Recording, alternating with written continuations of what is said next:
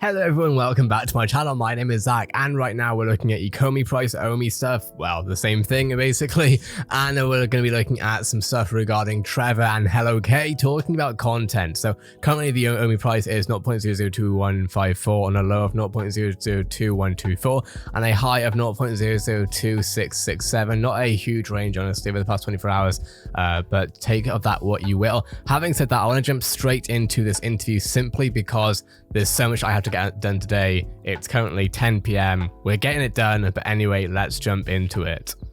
All right. Of course, the link will be in the description to Hello K's channel, as with anyone else who I speak on or interview on, whatever. Everyone, how's everyone doing? So today we've got the day you've all been waiting for. We've got the AMA session with Trevor, who is the lead producer for VeVe right now.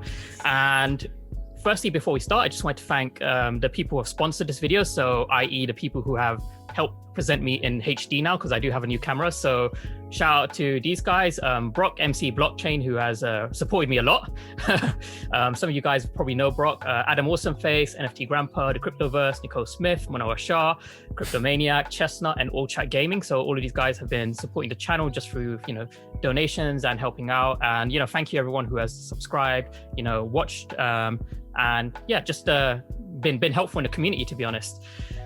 So without further ado, we're going to start off this interview with Trevor. So I'm just going to ask the first question. So Trevor, what exactly is kind of your history in, what got you to where you are?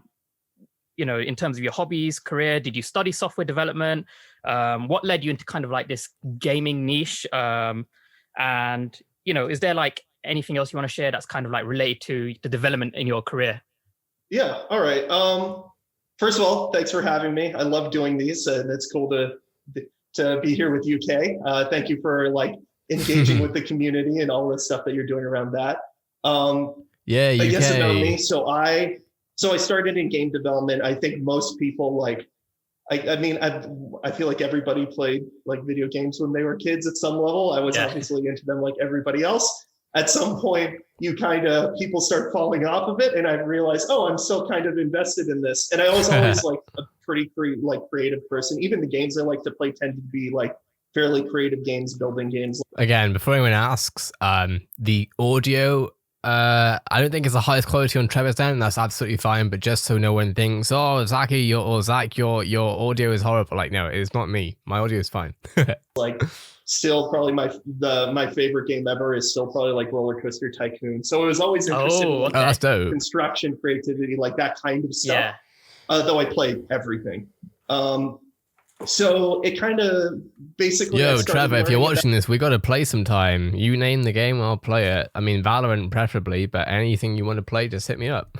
Getting involved in, okay, what does it actually take to build this stuff?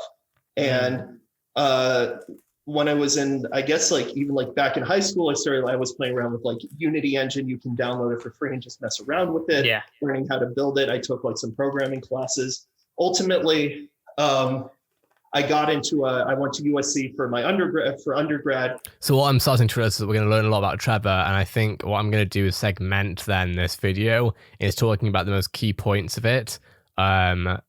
Which won't be an hour or 2 hours. That'll be 10-minute segments or whatever. But for this specific video, we're going to be watching the entire 2-hour thing, I think. So I was in the film school. USC School of Cinematic Arts has a interactive media major, which is a game development.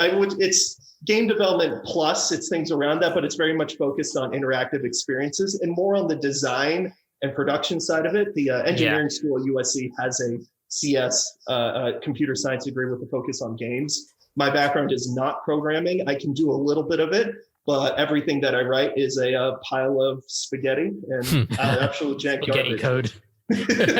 So it's I can do prototyping. I can't write scalable software on my own. I need a team. Fair enough. Yeah. Which is why I'm a producer. No, that's not why. But so I started in the design space, and then I moved into production through the various roles. So out of school, the first a major game studio that I worked at was at Riot Games. I started there on their one of the R&D teams building Legends of the game that became Legends of Runeterra. Yeah. I say yay because I work with Riot Games on Valorant to be very clear, I don't work for them. I work with them in certain things on YouTube. I was there for 3 years through the launch of that game. After that, I moved over to a Santa Monica studio, which are the creators of the God of War franchise, working with them on the next God of War. So cool. I was working with actually both Riot and at Sony. I was working with the art teams. So at Riot, I worked on, we called it the Realization team, which is a pretty grandiose title. But what they basically did, if you're familiar with the games, is of the game, we have like all the champions in the league. And then in Legends of Runeterra, you can play those champions as well. And they have special visual effects and animations and abilities to really make them feel special. Probably the like marquee content in that game is they have these like level up animations. If you complete a quest around those characters in Legends of Runeterra, the champions level up, and there's a 5-second little like vignette that we play that's kind of showing off like kind of the character fantasy and the IP resonance around that character. Yeah. And so I was helping lead the team that made all those moments. And they're these like big, like 3D animation, visual effects, sound effects, lots of really cool stuff going on. And then at Sony, I was working with their environment art and lighting teams, which is on a game like that, like the current. That makes a lot of sense because Trevor has spoken about like lighting issues being the bane of his existence. Not his words, my words. But yeah, that does make sense. Like the next God of War, there's probably 350 people working on that game at least, and probably 40 or 50 environment artists and 10 lighters. So pretty huge team, couple producers on that, making really, really high-end 3D content, which is part of what led me to here, because we're also making really high-end 3D content and building out the pipeline to create a bunch of that and deliver at a super high quality bar. Wow. Yeah, I guess like hobbies. Yeah, I love games. I love, obviously, I'm learning about crypto. That's slowly becoming a hobby, and learning about NFTs. That's been really interesting to learn about. I guess as a random aside, and between like video games, Roller Coaster Tycoon, and just interrelated building things, my other favorite thing in the world is like theme parks and roller coasters and like themed experiences like that. Yeah, so, I love themed experiences. Yeah. I have to say, right, that if sorry to cut K off, I have to say that, you know, because I've watched quite a few interviews now, right, with David Yu, with Al Khan, with Trevor, with Reese, with Dan. I might have said Dan already, I'm not sure. And I gotta say, the two that I would love to talk to the most, if it's ever possible, and this is nothing against the others, it's just that this is what I resonate with the most, is Trevor and Reese. Trevor because of the gaming side, the IP side, I guess, the content side, and then Reese on the marketing end of things. You know, he's obviously he's comms, so he's a comms lead. So yeah, if ECOMI's watching this by any chance, those are that's definitely what I'd be up to. Obviously, I would love to talk with Dan, or David, obviously, or Al, or whoever. But if I was to say who I wanted to the most, from a relevancy to my own skill set point of view, definitely Trevor and Reese. That's kind of what got me into like, you know, VR and AR is the whole kind of like, you know, immersive experience. You can like build something and let someone try. Like that's literally how I got into coding. Was I basically tried out Unity as well. I was tinkering around Unity, and I tried out. What is it? I think it's called Vuforia. With that, the AR plugin, and then did a little bit of playing around with AR Core, and then I basically made like a VR game where you're in a Pac-Man maze, but rather than Pac-Man chasing you, you've got Donald Trump. He's just shouting Donald Trump phrases, and there's the videos of it on my channel, like way back. Some people found it, and they're just like, "Hey, what is this game?" But yeah, that was pretty fun. So Trevor was not expecting that. At Riot, did you actually like playing the Riot games before you joined, like League and all of that stuff? So Riot was historically, it's changed, historically pretty notorious about only really hiring people that were already into the game. I was part of that kind of first wave of, we're not going to do that anymore because that's not how the real world works. Yeah. And that's really cool. I'm sorry to keep it's just because you're on my video, you're not on Hello Case video, I'm going to talk as well, obviously. That's really interesting because similarly with me, I was one of the first people who brought on BBC, as I'm talking about here. I literally said it in my interview. I kind of froze up a little bit and I just said, I don't watch anything BBC related in the BBC interview. And I part of the reason why I got the job, I guess, is because I was very honest about it. And not only was I honest, but I was explaining to them why I didn't watch anything BBC.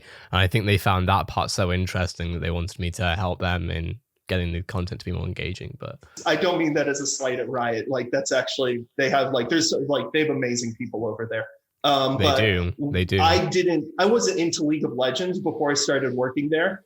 And I joke that like, League of Legends is also a notoriously difficult game to learn. So my joke is, oh, it's so easy to learn League of Legends. All you need to do is work at the company and see it every day, all day. And then you'll eventually learn how to play it. Yeah. I'm still like bronze, so I'm still terrible. It's still like, oh, you're in the bronze life. Oh yeah, I'm terrible. But I play it like honestly, like my enjoyment of that game goes as far as like, oh, I really want to nail the skill shot. Like I'm not like macro game strategy. Like no, I'm not about that. I'm just you know what's funny? Like back in the day when I was like a little kid, like playing these online games, you would get people who say, hey, I'm going to get my dad who works for the company to like ban you. Like you could literally be like, I will get someone I know in a company to ban you if you like make fun of my rank. Oh, they're like, yeah, my dad works at League of Legends. Yeah, well, I actually do. I mean, they'll be like, do your best. So it's funny that you mentioned it. I have one of the things that I did like to Riot, and it's actually one of the things that got me really into, you got to do the community engagement thing. One of the reasons I made this Twitter and immediately started talking with the community is like they have this thing called they call it red naming, but it's basically like if you ever go on their Reddit, all the Rioters have like a red icon. So they call that getting red named. It's basically letting people know that you're an official Riot employee, and interacting with community that way is super fun. I have found when I'm playing League, when I work there, I would have Riot in front of my name. That's kind of the way you would know you were playing with the Rioter, because only Riot employees can have Riot in their gamer tag. Yeah. And that was, it was really fun because sometimes you get people that would just blame you, but most of the time people are just really excited. And it's like, I've actually asked one of my friends who works at Riot, my former contact actually for Riot, I asked, do you get any hate? And actually, they say that they don't get any hate at all for having Riot in the name generally. But yeah, there are definitely ways to identify when you're playing with a Rioter, as they're called, Rioters, in game. So like you playing with a Rioter and like asking them questions, like it's very like you're in the middle of that really intense kind of twitchy game, but you still see people spamming you in the alt chat, and you want to respond because it's like that dialogue, that interaction with the community. It's fun.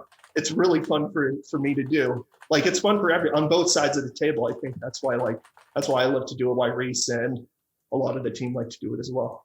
Yeah. Oh, that's definitely sounds really cool. So just specifically in terms of where you are in VeVe right now. So even I didn't quite understand your role. Just on face value, I had to like actually talk to you and get to know you a bit more just to understand kind of what you're doing. And it sounds like, you do a lot of stuff. You're like a jack of all trades. You're doing, a lot of stuff with the community as well, getting ideas, proposing them. So just for people who, kind of get confused as well, what exactly is your role within VeVe? Like, where do you sit in this hierarchy between, where Dave you is and like everyone else? And then, like what's your interaction with everyone? And, like you said that, you're not like the main person who kind of like writes code specifically. You're a producer, you've got like a separate backend team. So, are you like, I guess like just what is it that you do for VeVe? Yeah. Okay. Yeah, that's fair. Fair question. So basically, my role is like I was a producer. I'm specifically a content producer. So I'm basically figuring out. I should also say I report to Dan. He's kind of the overall product owner of like what VeVe is. Oh, so Dan is the product owner.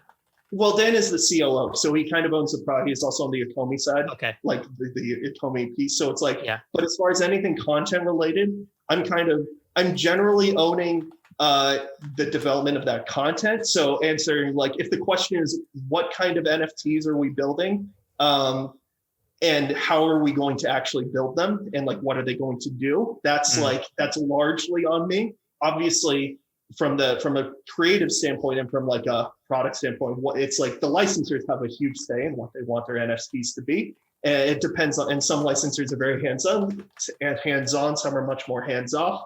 But ultimately, I do a lot of like, basically I'm like kind of figuring out what we're going to build around the licensors, building the team to help us build that content, and then working through the development process of that content. So so that's basically my role.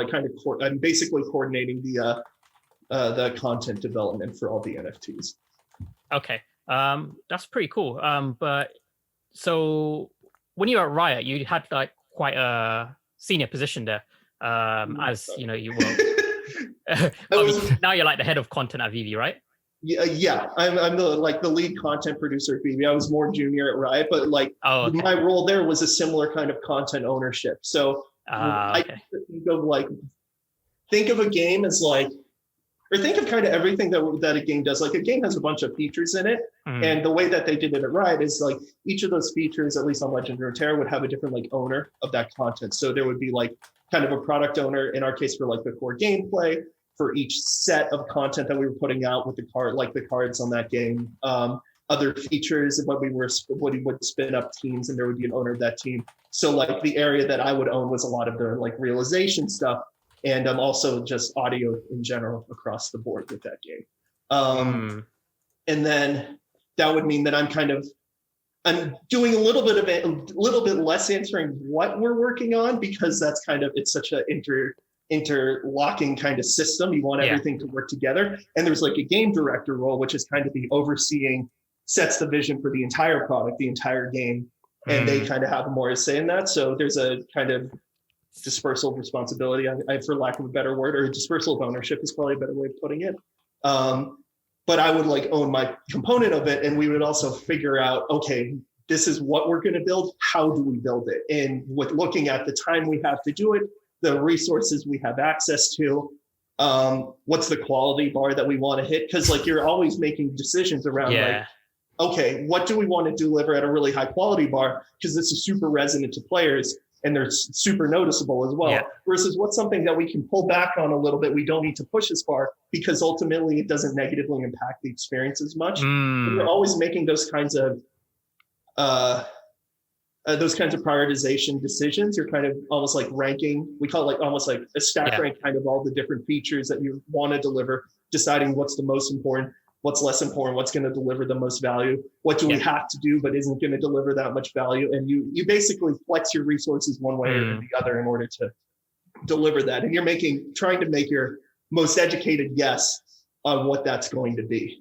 I think and people have to remember, it's nobody has infinite resources to throw at these things.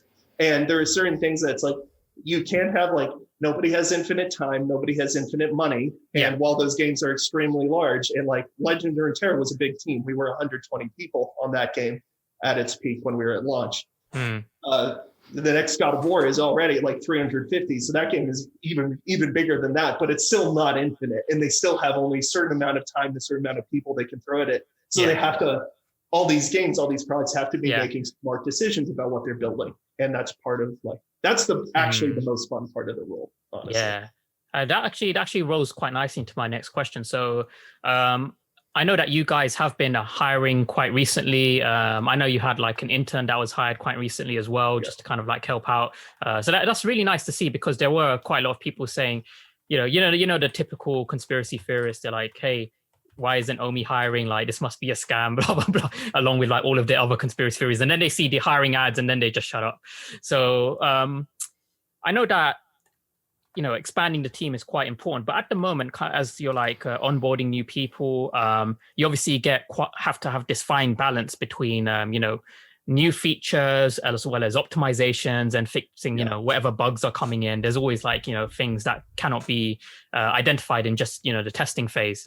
There is hundreds of thousands of users right now. They will probably find something some kind of exploit. So just how are you kind of, I guess, what's your process of prioritizing, what features need to be released versus, what needs to be fixed ASAP? Who's involved in that conversation? Just kind of what does that process look like? Yeah, I think that process involves a couple people. I have my corner, I don't want to say my corner, my the area I have most ownership over is anything that's more like content related. Yeah. And namely focused to like upcoming content and deciding like what we're going to do. I got to say, Trevor's job is probably one of the most exciting parts of the entire thing, right? You know, we were just listening to Dan and David, and you know, part of what they were talking about was accountancy and stuff like that. And I think Reese was there too. In fact, Reese was definitely there too. And you know, Trevor himself kind of gets involved in the stuff that I'm most interested to, which is the content specifically. You know, obviously he will be working on so much stuff that we've never seen before. I would guess that he's already been working on Disney stuff, Marvel stuff, etc. Maybe even has a lot of stuff not ready but halfway through the works or whatever, on the basis that obviously he can't talk about anything that hasn't been shown yet regarding, you know, new IPs, licenses, this and the other, right? So I do think that he probably has the most exciting part of the thing where he could, well, where essentially, you know, he's essentially leading production on some of the most advanced NFTs, especially licensed NFTs in the world. That's going to be such a fun job in comparison, not necessarily in comparison, but specifically personally, you know, certain other parts of the job, like the crypto end, which I'm sure maybe some of you will be interested in. Well, everyone here is probably interested in more than I am. That stuff wouldn't speak to me as much as what Trevor does. So yeah, I love what Trevor has to do there. I think Dan is probably the person who's making most of more of those like high level kind of product, the kind of like what we're focusing on decisions. Yeah. And those decisions are off, like the way you would make a decision like that is to do it in the mind of, okay, what are we doing that's going to deliver the most value at, and what can we do now we can get out like quickly at a fairly low cost. And cost is not just how much money is it going to cost to build. Cost is honestly I think a lot of times the more important resource is time. Like we're looking at, okay, there's a lot of really cool things we can do. What are the things that we can do now to deliver us a lot of value that isn't going to that we can do quickly so we can build that value as fast as possible for the users. And I won't go through the mechanics of that process. It's ultimately, we have a list of features and a list of bugs, and we try to like stack rank them together and decide what we're doing going up and down that list. But basically it's about like, and the other thing is it's more than just building a feature is more than just like, again, it's more than just here's the product and putting it out there. There's a rollout process for all this stuff. And it's course. Like marketing of a new feature is a product onto itself. Like you have to build that content. You have to figure out how you're going to deliver that content, to figure out who you're going to target it at. There's like a lot of steps to delivering a product that people may not consider. I'm sure this is a question coming from like, hey, we keep asking for the things, but we're not seeing them. Yeah. That stuff is like anything you're asking for. It's like we're obviously thinking about it. We're obviously seeing it all day. Yeah. And without talking about it, because I don't want to talk about it in more detail. But like a lot of it's an active development. We're thinking about it a lot. We just don't want to share it. For the same reason, like it's not ready to share. There's no good rollout plan for it to be shared. It's a feature that it might be something that's very complicated to do and just takes a long time. And then the other thing is like going back to the competitor thing. It's like, if we're announcing stuff, someone else is going to hear about it. If they're announcing something before it's ready, exactly. And this is what we're looking at with Quid. You know, Cavell made it very clear on Twitter. He said, you know, Quid have shown their cards already. You know, they've shown what licenses they have. For all of them, and a lot of those licenses will be a lot easier to get if it's about a sticker versus about an AR thing. And of course, Quid have done AR stuff. And someone said, someone told me to stop talking about Quid. There's no reason to. You know, there's no bad blood with Quid. Like, we're literally just having a discussion. Obviously, there's been banter, but there's no genuinely bad blood. And if you're so worried about Quid that it's going to take over VeVe, I don't think most people here are doing their research. Apart from that, even if Quid was to do well with VeVe, what, you think that's going to stop VeVe from coming out on top? You think that's going to stop VeVe from doing amazing things? No. VeVe does amazing things because they have a process, they have a team that can actually build a product. Quid, if they do amazing things, that's awesome too. Like, I don't see the problem.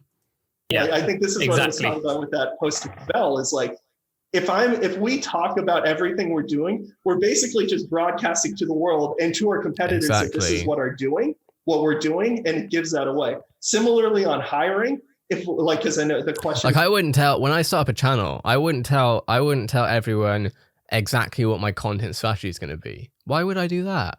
That's stupid.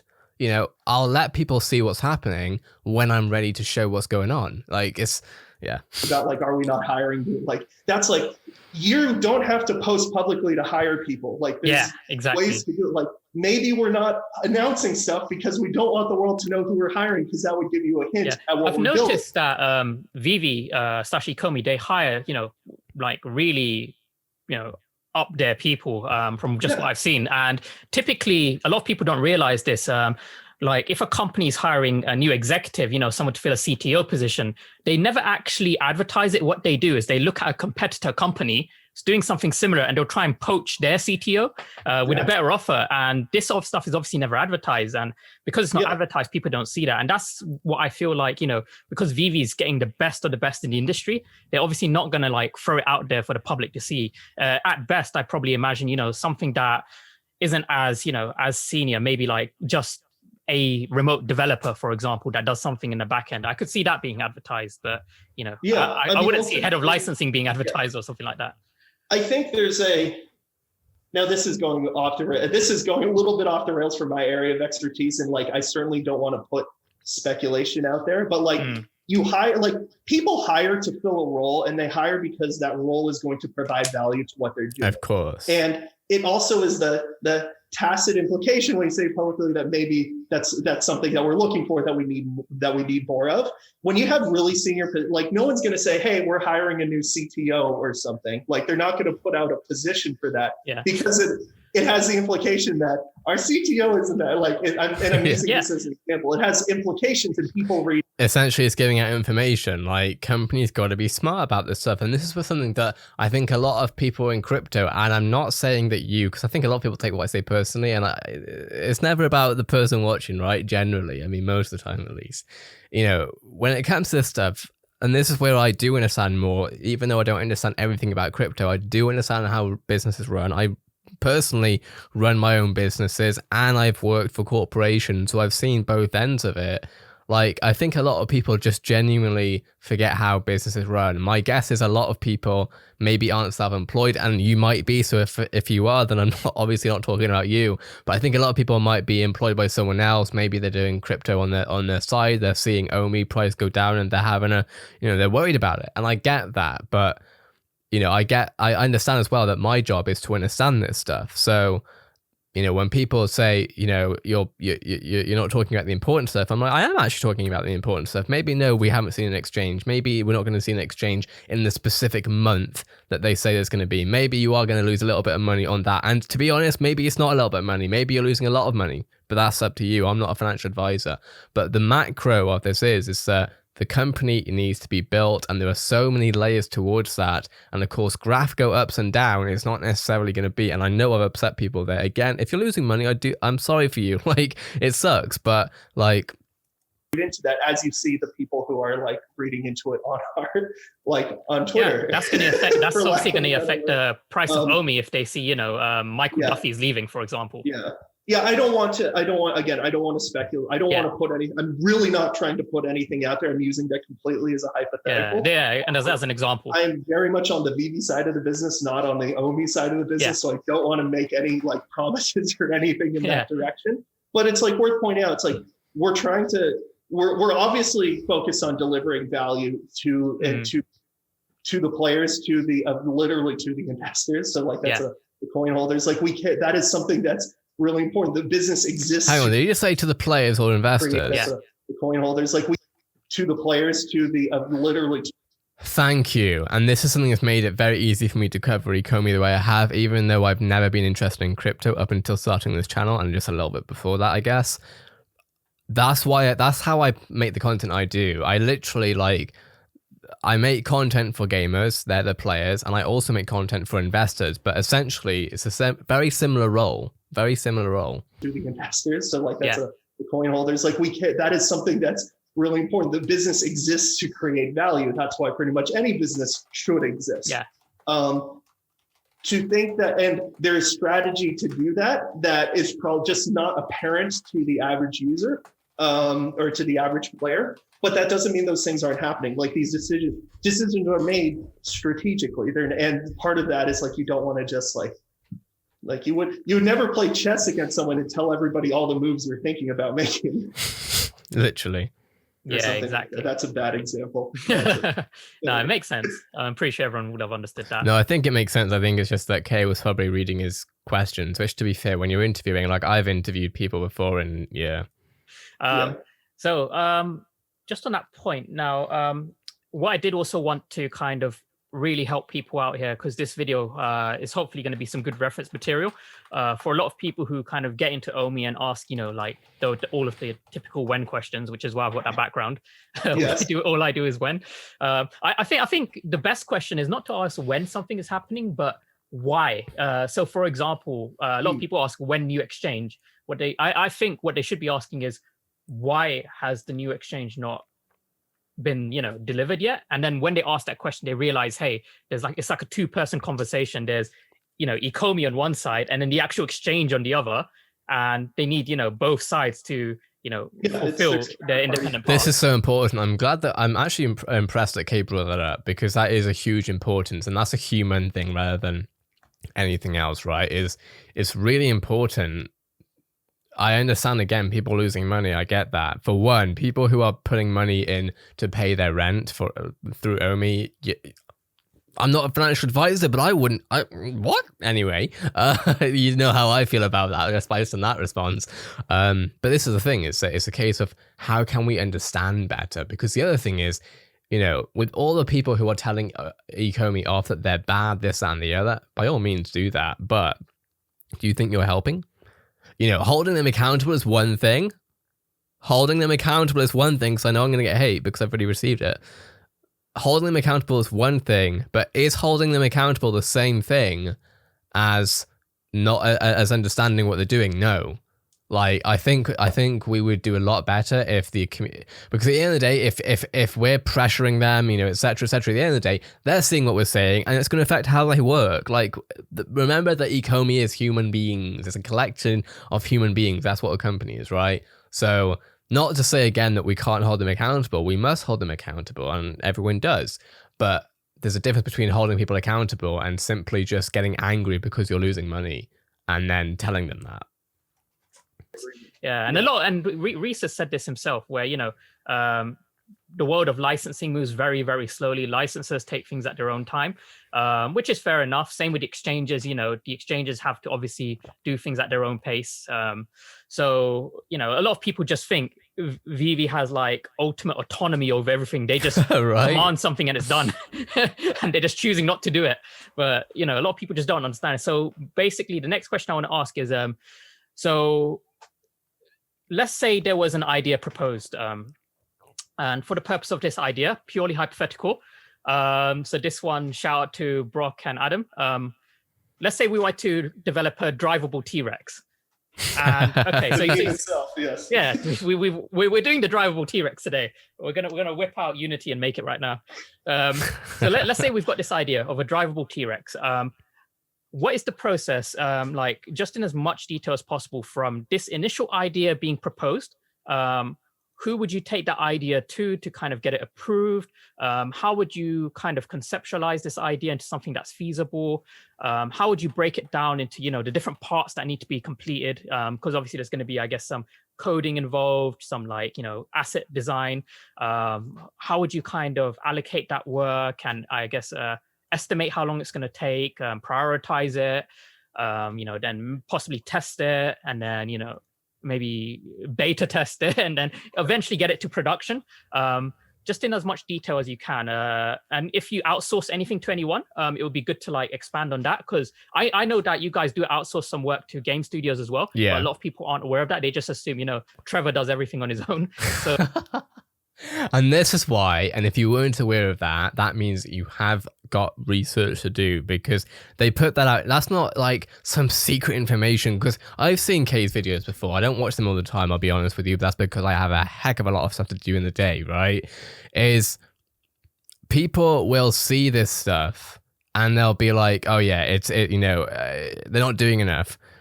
Read what the blog posts say. That was literally in the blog post. Now, if you're listening to this and you knew this already because you read the blog post, I'm not talking about you. Good job. So it would be good just to expand on that. So from the idea of, hey, I want a drivable T-Rex, how would you end up implementing a drivable T-Rex? Yeah, so I'm going to kind of wash over the one of, okay, assume we have the license to whatever. Assume you have the license for a T-Rex. Assume we have the license, which is almost like saying that's a huge amount of work and that takes months, but that's not my side of the business. I'm not involved in the signing the licensing deal side of this. So I wouldn't be able to answer that. So assuming we had the green light and it's just like, okay, this is what we're going to build. How do we make this thing? So the first thing I would look at is, okay, I think of this in terms of like a game asset, and it has there are certain features it needs to have. I need a T-Rex. I need a model of a T-Rex. I need it to be a model that's performant, that can run an engine in real time, which means that there are certain limitations to poly count, certain limitations to texture count, texture detail. I want it to be I want it to look as good as possible, but still be performant. And that is the hardest part of the balance. So, and then I'll start there. So if we're creating a 3D model like that, we have an internal team that we're building that can help create those. We also have a bunch of, in order for us to ramp up and also reach really some of the best talent, we work with a bunch of outsourced partners, and like all the studios we work with tends to be like games, CG focused. I don't want to say CG, games asset focused as opposed to like film asset focused, because films don't have the same constraints at all. Like if you're making them, because it's pre-rendered, if you're making, if you're doing if I'll use a Jurassic Park, if you're Universal and you're making a Jurassic Park movie, you can make your T-Rex just a sculpt, and just that's a beautiful 3D sculpt. It's probably 10 million polygons. It's some huge number. You probably have 8K, 12K or more textures all over the freaking thing, which again, you can do that because all you're going to do is throw it into a render farm, and you're going to animate it, throw it into a render farm, and it's going to generate the image, and someone's going to composite it together. So the end product isn't that asset that needs to be delivered. It's the image on the screen. Yeah. Those assets do not work in games. They are not built for games. They cannot run in games. If you tried to put it on your computer, it would probably blow it up. They're just very powerful. They're just very large, very hard to run. So we work at the studio that can, first they make that sculpt, but then they have the expertise to do a retopology pass, which is basically you take that 10 million asset, 10 million poly thing, take it down to 100 to 200,000 polygons. That's something that can actually run. You take those super high res textures and you make them, as opposed to 8K, you do 2K or 4K textures.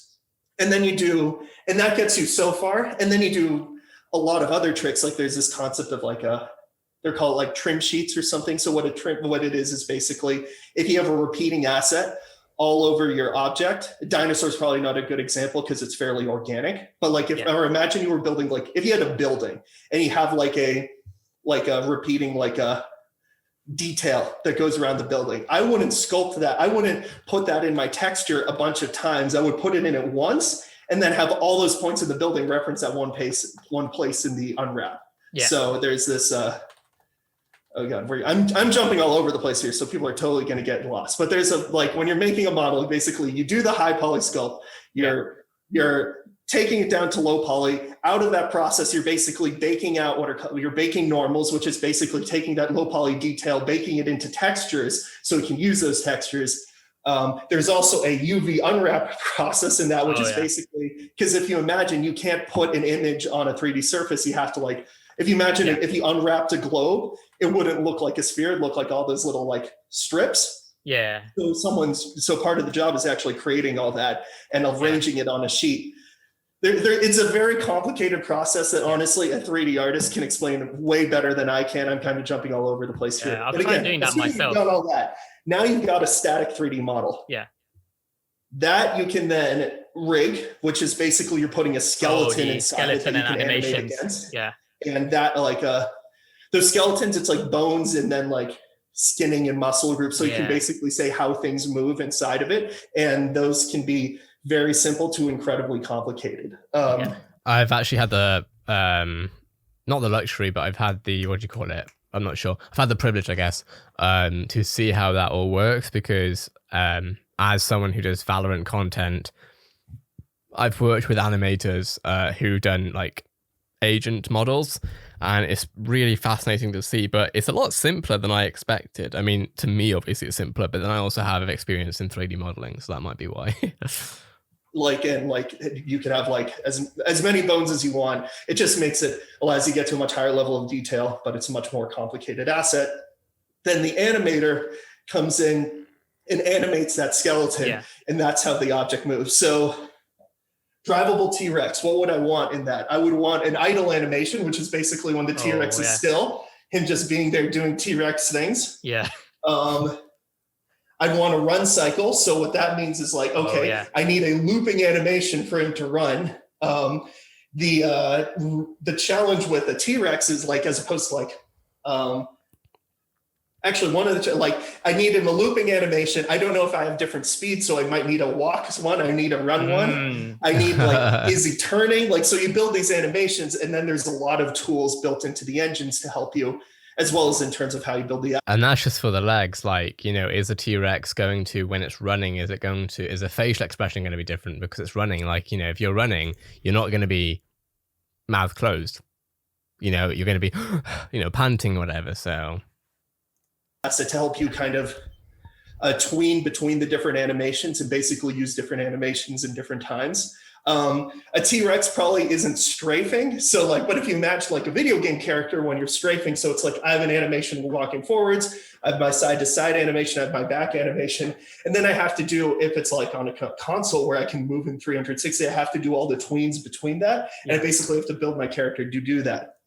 All that stuff is pretty complicated animation work, pretty technical. And then there's a lot of tools that you have to build in order to make different parts work together. Along this way, I'm taking all these assets into the engine, testing them to make sure they're working, making sure it's still running, it's performant.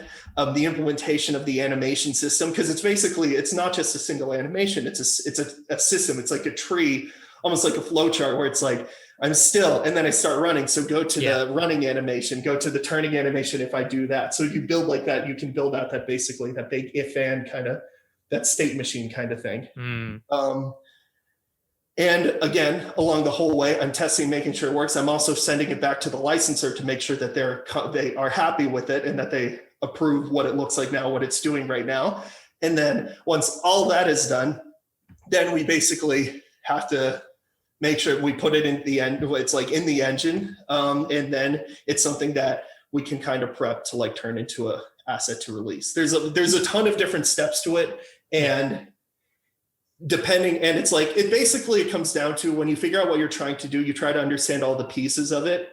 And then you try to build those before you get it. Cause you don't want to like mess something up and have to go back and redo it. You don't want to have to like discover new work down the line. So you want to think through the functionality and then break it down into its like constituent parts, and then have people work on those parts. And hopefully we have a team that we're working with on it who can deliver really extraordinary content. And I think I really think we do. We have some we have, our internal team is really good. And then we have like just some incredible art studios that we're working with too, to help us deliver this content. Like we have at least and they've worked on like everything, like 4 or 5 different studios that have all done like AAA content for, and they've worked on like everything, like 4 or 5 different studios that have all done like AAA content for games. They really know what they're doing.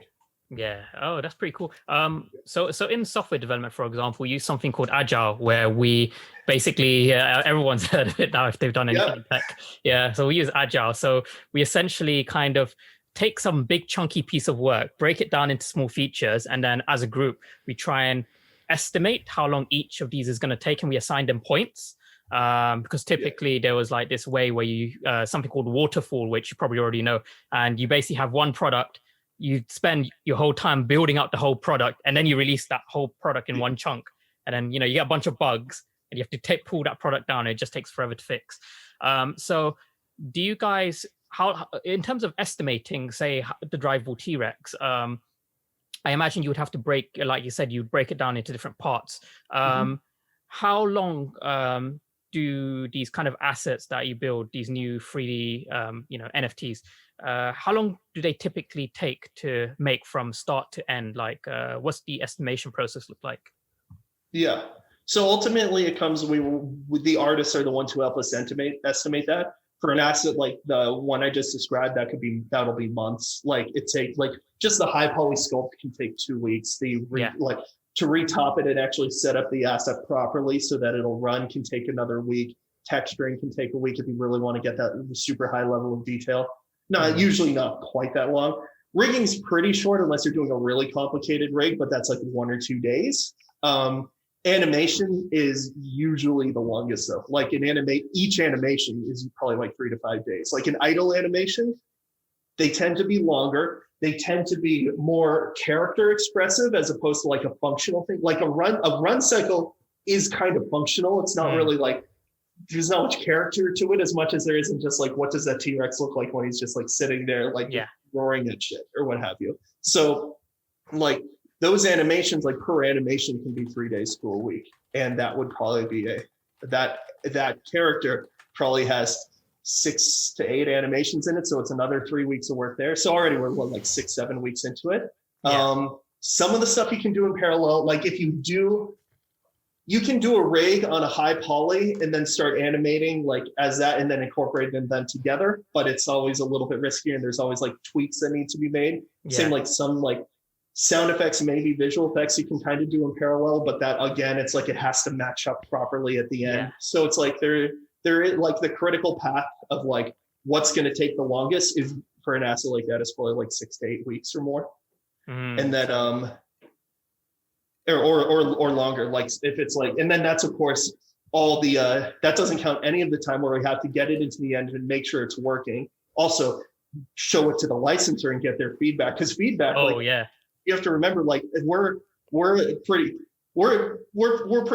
big for the NFT space, but we're not Universal. Like Universal is a huge company, and they have a lot of projects that they might be doing around. I mean, hell, they're working like if they're doing a new Jurassic World movie, that's a $250 million investment that they're doing, and so they have a lot of people focused on that. And so to get our art into that pipeline, to get it through the whole review process, can take days or like weeks to get feedback, which just adds to that process. So yeah, it really can be like a many month process to get even a single asset made. Yeah, and I think people they never see it from the licensor perspective, because I made this point as well. So for example, people were awaiting, NFLPA, for example, to like, wasn't this announced? Wasn't this coming? What happened to that? But I've said, NFLPA is a huge organization. They probably did, have some long review process that just has not been completed yet. And an organization like that, not only do they have their internal like organizational review, but if there's like anything relating to player likeness, and that's a likeness review, like that means that like the player has a say on that, and so that has to get to the player. I don't like the way I look. Go change it.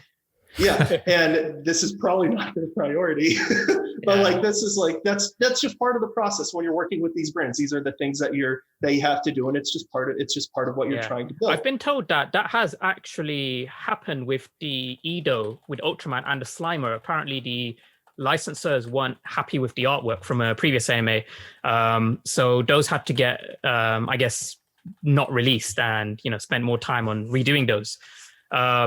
That would be the outcome. So I didn't work on that set, so I can't speak to it specifically. But yes, the outcome of if artwork isn't approved at any stage, like if the licensor isn't happy about it, we're going to redo it, because it's like we can't say for us to go like, for the licensor to go like, hey, we don't like that. It doesn't represent the IP the way we want. We can't just go around and say, well, we're going to do what we want, because that's just not how this works. Exactly. Yeah. That is quite interesting though, because when the Ghostbusters or when the Ultraman drop happened, all of the other Ultraman NFTs were released, but it was just the Edo. So is that kind of like normal then? Like if the licensor doesn't like one of them, but you've got like a full set and the rest of the set is fine, you can go ahead with the release? It depends on what. I don't want to speak too much to this because, again, I didn't work on that set. Yeah. It very much depends on what the licensor wants and what we what we think could be the right thing to do in that situation. Yeah. Ultimately, like, again, it's like you try to. I want to go back to like your example, how you described. This gets difficult. I'll bring in my own input here. I've been trying to let Kay just speak with Trevor, but you know, this actually is similar to what we see with like Ninja, for example, being in Fortnite. You know, people have wondered, how does that work as far as, you know, what if Ninja gets into controversy, this, that, and the other, and things get difficult. It's the main point. It's simply the main point is that things can get difficult, and it's about trying to find the most reasonable answer, essentially, towards difficulties with likeness. Waterfall development. Yeah. At the end of the day, an individual asset is much more waterfall than agile. Like there's not much build, test, iteration. There's a lot, like there's iteration in terms of getting approvals and feedback, but that's just a stage of the process. Ultimately, before that, we're like figuring out, okay, this is what we want to do. The pipeline for delivering it is fairly well known. So we try to come up so we basically know all the steps we need to make to deliver that asset, and then we basically build out the pipeline to deliver it with time taken into account for like iteration, implementation, approvals, feedback, all that kind of stuff. I can't really speak to that asset in particular, but that might be a case of like it just didn't get approved and we're still working on it, or it just like content, like things didn't align with what they were looking for when it came down to it. Like, I don't know. I shouldn't be speculating like this because it's really not my asset to talk about. Of course, yeah. If that makes sense. Yeah. But yeah, it's like ultimately we're trying to like on the product side as well, like there's a lot more like iterative development that's like natural to agile. We're constantly like building, releasing, getting feedback on what's working and not working. We have our own experience. We're clearly getting a lot of feedback from our community as well, and we take that into consideration. So we're always like doing reprioritization to make sure that the things that are going to deliver the most value are being prioritized. Cool. Awesome. So just on that point, so we do have community questions as well. So I just wanted to spend the first half of this, just because I didn't mention earlier, kind of going through the more technical questions, just as, like I said, I want to use this as reference, and others can use this as reference when, you know, the next time we get the 100 when questions, like, why is this taking so long? Why can't they do this? That was good. You can just refer to this video. That's good. Okay. We've got it all here, like in one, like comprehensive video. Yeah. The answer, like the blanket general, and this is a generalization answer to the when question, is if we're not telling you about it, we probably can't for a reason that has something to do either than we're just fucking with you. Like, it's probably a really good reason. And when we can tell you about it, trust me, we're going to tell you about it. Like, there is strategy and clear decision making behind all these things that we're trying to do. Like, this isn't fly by the seat of your pants. This is like listening, adapting, and making sound, like trying to make sound strategic decisions in order to deliver the most value. And sometimes that means we can't tell you what we're working on. Yeah, I think that's typically just a kind of intrinsic problem with the crypto community, just because there's no, I've mentioned this before to you, there's like no barrier to entry for anyone to get into crypto. It's like, if you imagine an analogy where there was no barrier to entry to driving a car. You don't need to do a license. You don't need to get a license. You don't need to pass a theory test. Like, that's obviously going to end in mayhem. He ain't wrong, to be fair. But there's no like test that you have to take that proves you have, you know, the bare minimum kind of like understanding of how, you know, the economy works, how crypto like works, you know, how a business works. It's just, you can literally go in, buy something, and then demand that, you know, it needs some pumping because you don't like the price of it where it is right now. Obviously Trevor can't talk about that, but hell, I mean, Kay's not wrong there. Like, literally, I never really thought about it that way, but that makes a lot of sense where I get a lot of DMs and emails. By the way, if you're emailing me, please stop. DM me. DMing on Twitter is way better. I don't have my email published, I don't think so. Yeah, anyway. Yeah, it really is a case of people just putting in money and not really knowing what's gonna happen with it. It feels like some people, probably not you, maybe not you, but some people. So that's just like the kind of issue. And I think also because so many projects, like an insane amount of projects have no product. It's literally like, I've shown this in a previous video where I showed Dogecoin, for example. It was literally like a copy and paste of the code base from, ultimately it was from Litecoin. I think it was like Litecoin, then Lucky Coin, and Dogecoin. And literally, if you look in the GitHub for Dogecoin, you can still see references to Litecoin in it, like in the front page. It's like, Litecoin script. And it's like, this is literally a copy and paste. He has openly admitted, like, they made that as a joke. They were it took him 2 hours to do.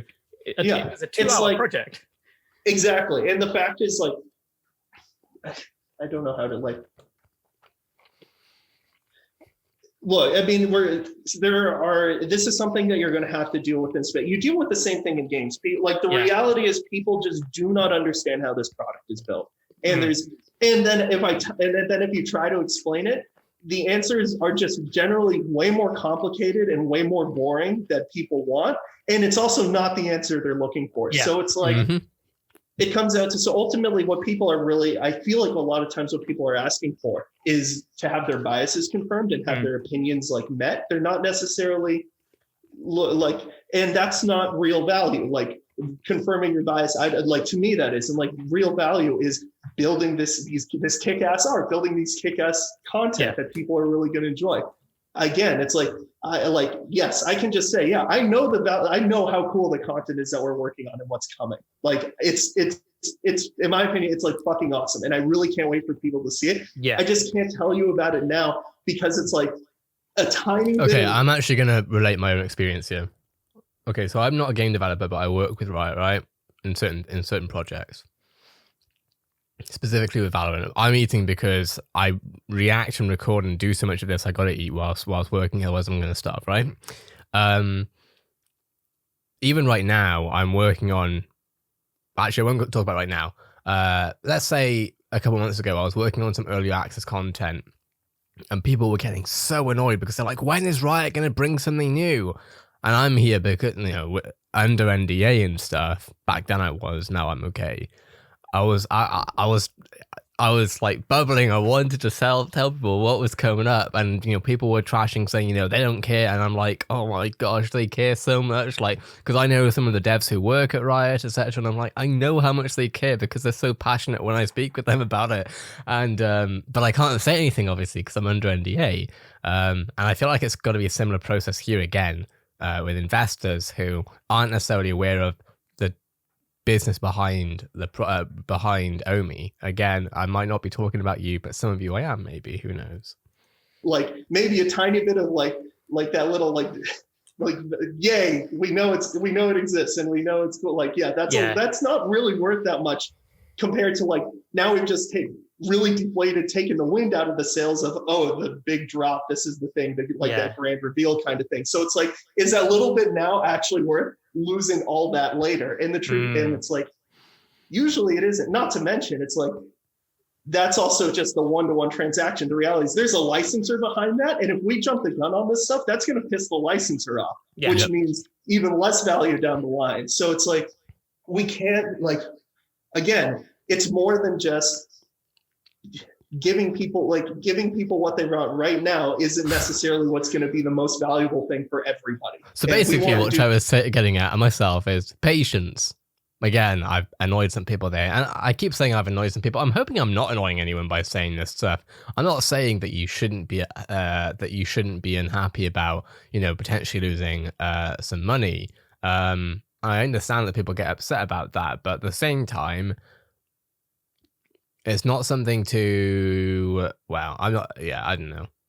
I mean, I think hopefully everyone here understands what we're getting at. Like, it's not super complicated as far as I'm concerned. You got to wait for the product to be finished before you can essentially expect any value from it, I guess. The thing that's going to be the most valuable for everybody. Exactly. I'm ranting now. I'm not answering questions. Just what I was going to add to that is, so Now I've just forgotten what I was going to say. Now I was like getting super into it. Oh yeah, so the product point, yeah. So you like today, for example, I shared a meme. It was basically, it's like the smart thinking one, where it's like, you can't have delays to a product if you have no product, which is like most cryptocurrencies out there. It's just a token where they've copied and pasted, some Binance Smart Chain repo, slapped on their own logo and then just released it on Binance Smart Chain. I think it cost like 1 BNB to do an ICO.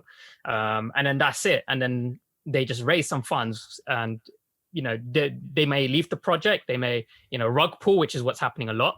But ECOMI, I've actually tried looking for the code. There was like an initial GitHub and then everything just got, moved privately for fair reason. And then, people are just kind of used to seeing, these pump and dump hype coins. But I think what also gets missed is, correct me if I'm wrong, but I've never seen a crypto project to date outside of what ECOMI has that has an actual partnership with, a top tier PR firm. Because in my emails, if you look at my emails, and I've made a point of this, it's just flooded with these, scam coins, which are emailing me saying, hey, we'll pay you 1 million, shitcoin if you do a video about our shitcoin. And I just don't bother with them because I've made a point where I'm only going to cover stuff that I personally believe in. I'm not going to, shill shitcoins if you give me shitcoins to, pump and dump or whatever. So, that's the thing with ECOMI is they're doing something that a lot of projects have just never done before. So just on the point of the PR firm, do you know of any other project that you can think of that kind of has these, I guess, this network of top tier connections that ECOMI currently has, especially the PR firm? Because I've never seen that in a crypto project before. So let me preface this by saying, again, I'm still fairly new to the crypto space. I don't know that much about it, but I will also say one of the things that kept me out of the space is so much of what I'm seeing is just like, I don't understand what the underlying product is that someone's trying to come up with. And also I don't here I see it. And also clearly the PR firm clearly sees it. There's clear, value has clearly already been delivered. We have hundreds of thousands of users. Our retention numbers are through the roof. The content is making money. Most mobile apps are not generating revenue at this stage of their existence. The fact that we're making this much revenue this early and the audience is sticking, that is super valuable. And those are the metrics, and I'm going to use air quotes here, that the real world cares about. World cares about retention, they care about monetization, they care about user acquisition, organic user acquisition. Those are the metrics that really matter. And we still got an hour left of this. That's crazy. Those are the things that ECOMI or that VeVe is demonstrating. And those are the things that a company like that firm is going to get behind, because those are the things that they can point out. It's this is real demonstrable value that this company is generating. That is what people are going. So to me, if I'm looking for and by the way, hype isn't a real metric. Hype is a feel good. Hype is a cheap pop. That's about as much value as it has to us. But the number of people who are coming into the app and staying in the app and spending money in the app, that's real numbers that you can build a business behind. And that's what actually that's the real value being delivered. And again, I don't know what the other companies are. I'm also of the few that I do know that I'm just not gonna shit talk people right now. Put a couple of beers in me and get me off the podcast, and then I'll start telling you who I think is who is actually garbage out there. We need to plan that. We'll schedule it in for next time. I'm not gonna just talk about what it's we're doing our thing, and from what I've seen, there's real demonstrable value by the metrics that matter to the real world. The metrics that matter to crypto hype is just not a real metric. So it's smart. And this is also a thing that's people can learn about this stuff, and not just learn about crypto, but learn about what is valuable in an app. I don't know how many of users have ever bothered to look us up on Sensor Tower or something like that. If you want to see the real value and real metrics around VeVe, that's where that's a place you can go and see, that's math, that's how much money they're making a month. You can see that data is available. And that's like, to me, that's like the real research. If you want to do that, again, this is like, now my side is the content side. I understand the gaming side of it. I understand the content side. The crypto, really not my area of expertise. I'm learning about it. It's interesting, but I think people should learn more, less about, like, if you really want to understand what you're investing in crypto, don't just understand the crypto product, understand the underlying product that it's trying to represent, and try to understand that, like, and actually ask the question, is this product benefited from being in this, like, from the crypto version? And the truth is, like, if you can't see, like, if the only benefit is it's decentralized, that's not a benefit. Like, just because you turn something into something decentralized, that doesn't actually make it more valuable. That doesn't deliver value back to that user. Like, just because I can decentralize something, this man's saying it all, put it on a blockchain, doesn't actually make it better. Like, so I think that's the kind of thing that I would hope that people who are trying to get into this space could start looking for and trying to understand what's doing, because that'll make smarter investors. And honestly, smarter investors, you'll see that, like, smarter investors mean smarter investments, and smarter investments mean putting more valuable into the things that have demonstrated that value, which I think is just good for everybody. Very smart. And I think good for us, because I think we have that real value.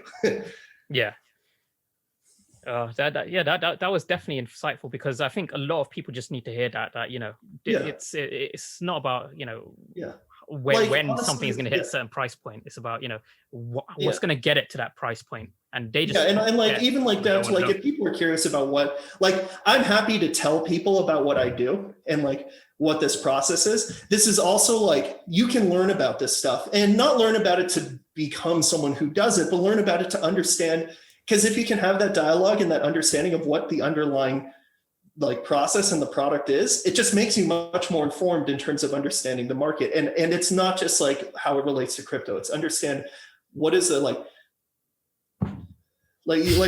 this stuff is publicly available. Like, people can go out there and learn and become much more informed investors and informed content consumers. Like, you can build up, like, media literacy is a thing. You can learn more about what you're looking at and understanding what you're reading, what you're learning about. Like, that's something that I think would be really helpful for everybody, just in general, but also specifically helpful for people to understand what we're doing and understand some of our decision making.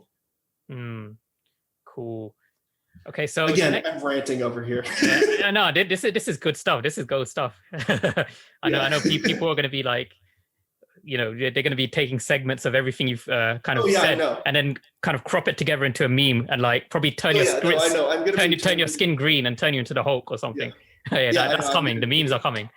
People are going to be like, people are going to be, how dare I ask them to do, like, independent research? How dare I? It's become a meme now. The what's it? Stickers don't threaten me. Like, I know that line is gold. That was again, I mean, I will try, and, like, again, put some beer in me, get me off the podcast, and I'll tell you how I really feel about this shit. But I'm not, like, that was we should not be like Twitter beef. Just like hype isn't valid. Bro, I remember when Val messaged me, like, you know, I've done this thing with Trevor. I've done this, you know, I've been speaking with Trevor. I'm like, oh yeah, for real. And it's like, yeah. And he showed me what he showed you, basically. And he was like, you know, I'm going to double check and get the green light to get this thing. And, you know, and then he put out on Twitter, like, stickers don't threaten VeVe, you know, by Trevor or something. And I'm like, did he say that you could say that? And I'm like, and he said, and I'm like, okay. But yeah, no, I see where that one came from. Good one on you, Cabell. Valuable. Twitter beef isn't valuable either. So I guess the question is, what's your favorite beer? What's your favorite beer? If that's the next question. Beer? Oh, geez. Oh, fuck.